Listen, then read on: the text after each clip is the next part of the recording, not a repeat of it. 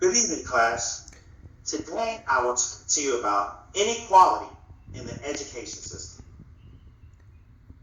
There needs to be a change in the education in low-income neighborhoods. There is a significant difference in education from good neighborhoods opposed to low-income neighborhoods.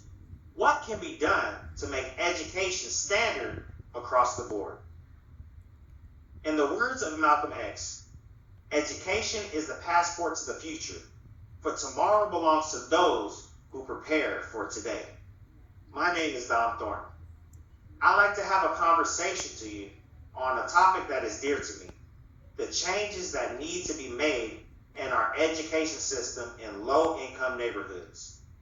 I started my education in low-income neighborhoods, then moved to a good neighborhood, and I noticed a significant difference.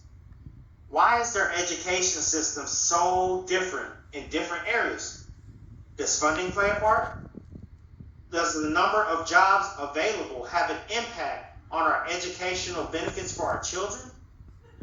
What can be done to ensure those children are not left behind, trying to catch up to everyone else who had better educational opportunities? The points that we will be going over today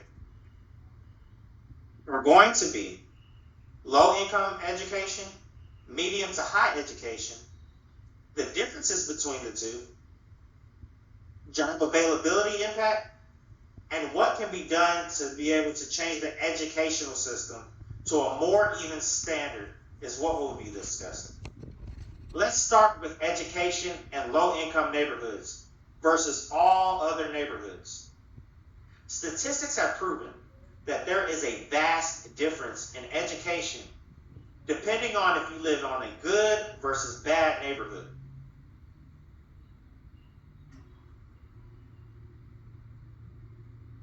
According to the Faster Capital's take on economic inequality in education, it helps illustrate the problems low-income neighborhoods face when trying to achieve higher education.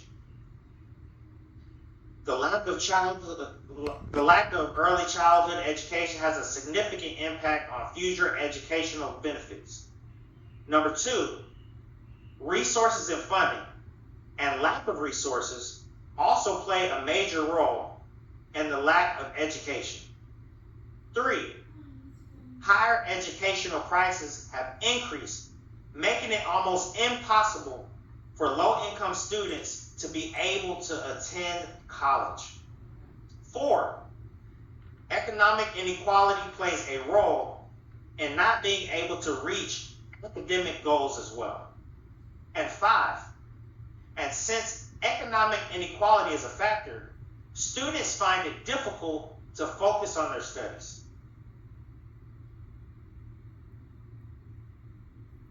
Now that we have learned about education in low-income neighborhoods, we will now move on to education to mid and high-income neighborhoods. In mid-income and high-income neighborhoods, the students have a better chance of higher educational benefits.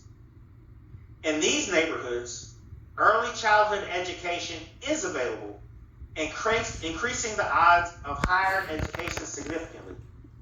Access to private school education has a 96% graduation rate compared to all other schools, according to the report on the condition of education in 2024.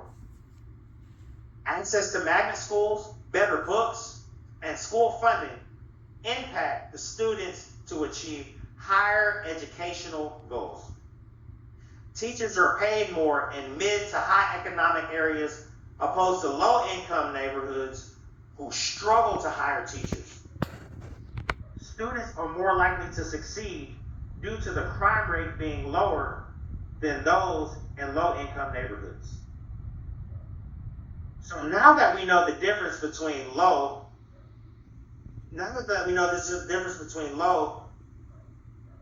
to mid to high income neighborhoods and how it affects the schools, what can be done to combat inequality in the school systems?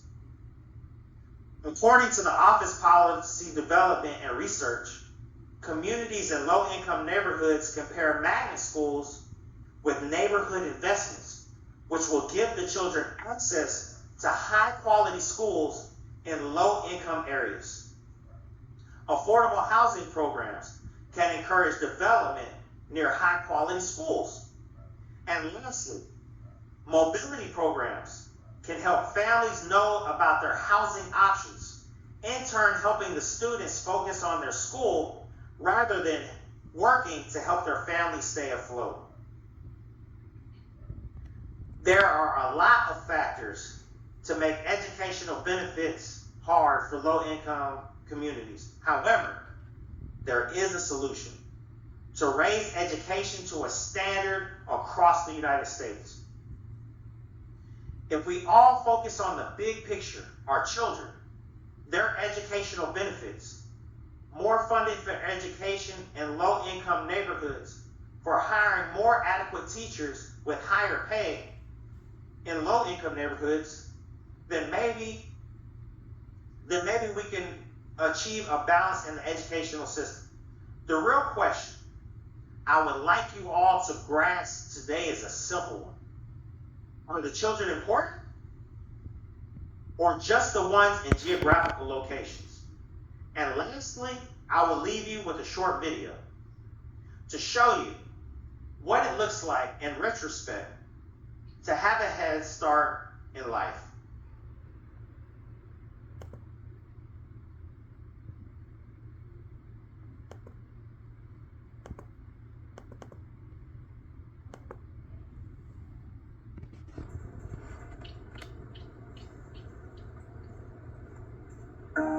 If you grew up with a father figure in the home, take 2 steps forward if you had access to a private education. Take 2 steps forward if you had access to a free tutor growing up. Take 2 steps forward if you've never had to worry about your cell phone being shut off.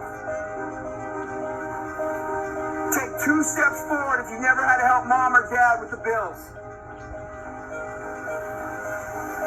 Take 2 steps forward if it wasn't because of your athletic ability. You don't have to pay for college. Take 2 steps forward if you never wondered where your next meal was going to come from. I want you guys up here in the front just to turn around and look.